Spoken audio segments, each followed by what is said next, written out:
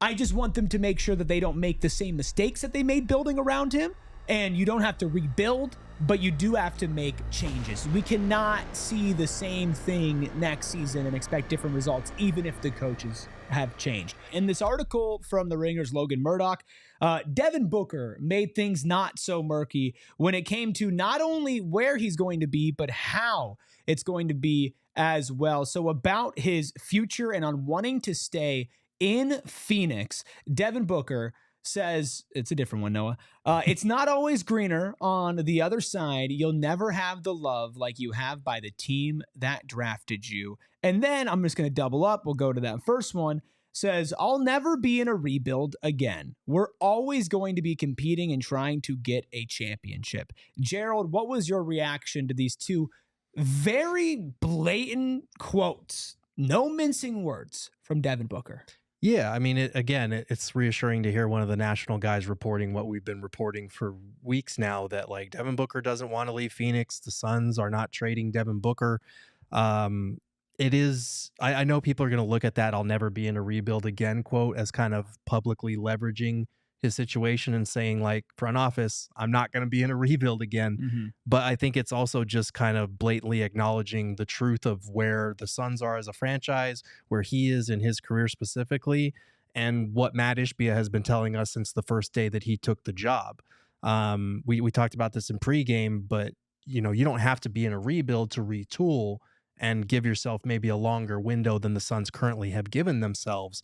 But yeah, we knew that Matt Ishbia wasn't going to be taking a step back. He wasn't going to be trading Kevin Durant to replenish their draft picks alone. Like, F them kids. Yeah, like you have Devin Booker in his prime, and I know that he's had a down year, and a lot of people have kind of lost faith that he can be your best player or your second best player on a championship caliber team. But that loyalty aspect, it is curious how often fans expect their local superstars to be loyal, and the minute that they have a bad season, it's suddenly trade this guy. Who cares if he wants to stay here? So if you still love and appreciate Devin Booker, if you still want him to be a Sun, this is music to your ears. If you want them to blow it up and trade everybody and just reset for the future, this is probably the nightmarish article that you read today. Yeah, and I think Devin Booker has earned the fact that he doesn't have to go through another rebuild because he's gone through so many rebuilds throughout his time here. Plus, because of that quote that he said about the grass isn't always greener. I know that a lot of people are mentioning kind of Damian Lillard with this, and look at what the Trailblazers were, and they were kind of in purgatory. I think they could have navigated that a little bit better by not drafting so many guards, right? And trading that scoop pick for a win now player to satisfy Damian Lillard. Signing Jeremy Grant to that deal. Like, there are a lot of decisions that the Trailblazers did that led to Dame eventually leaving, even if he didn't want to. And you see that, like, the fit in Milwaukee's fine. You can tell that he doesn't love it. And I think that if he could go and redo it, I think Dame would want to find a way to stay in Portland when his career is all said and done, unless he wins a championship elsewhere. And I think with Devin Booker, he cares about the community. We have Sandman in the chat saying he's all we've got. He's great for the community. He has been embraced here, and there's still so much left. How about this for a joke? There's so much left in the storybook of his career. Right. There's so many more chapters to write. But genuinely, this guy's not 32, 33, 34, 35 with a very intense injury history.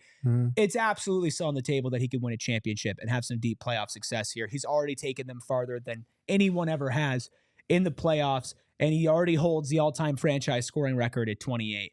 I just want them to make sure that they don't make the same mistakes that they made building around him, and you don't have to rebuild, but you do have to make changes. We cannot see the same thing next season and expect different results, even if the coaches have changed. But personally, as a Phoenix Suns fan myself, this is music to my ears, because the last thing that I want is one down season and then all of a sudden Devin Booker's out the door and winning a championship with another team. Yeah, that would be heartbreaking. Absolutely. Especially since, like, I know that people are going to say you don't make basketball moves based on things like what I'm about to bring up right now, but the guy just became your all-time leading scorer. For you to dump him immediately after that happening would be a bad look for your organization, because as much as you have to make the moves that you have to make at certain points, trading Devin Booker shouldn't be one of those. And like, players around this league talk, like Devin Booker is well liked and well respected around this league. And if he's going around telling teams that, like, yeah, they traded me despite my loyalty there for a decade and I didn't want to go, like that kind of matters. That's going to hurt your standing with free agents, especially when the Suns front office has already built a reputation over these last couple of years of making these all-in drastic moves. A lot of players and free agents are going to be wary of your situation moving forward. So I get that Devin Booker is flawed. I get that he's not quite in that superstar tier that you kind of look around at the Jokic's and the SGAs and the Giannis's of the league. But he's not far removed from that. You have seen that you can build a contender with him, even if you haven't broken through and won a title yet. And you look around the league, except for the Dallas Mavericks and Luka. That's why that trade was so jarring, because you just generally don't see teams trade the face of their franchise without them requesting out first. Yeah, I think Nacho making a great point in the chat, Nacho Libre, that is, says, if Booker didn't bail on the Suns, how are we going to bail on him? Booker showed loyalty. We can't backstab him like that. Lonnie says 10 seasons, Booker, 7 different head coaches. That's an organizational issue. Sandman saying they won 18 games 5 years ago. What the F are we talking about? Imagine if the Mavericks traded Dirk in 2010.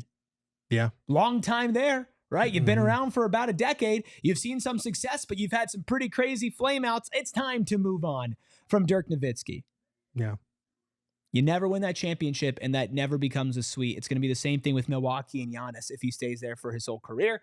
I think a lot of guys would like to stay in one city if they could. Let us know what you think is going to happen this summer, how you feel about Devin Booker's comments on his future with the Phoenix Suns down below. Make sure you like this video as well. Remember, we cover so much here on PHNX Sports.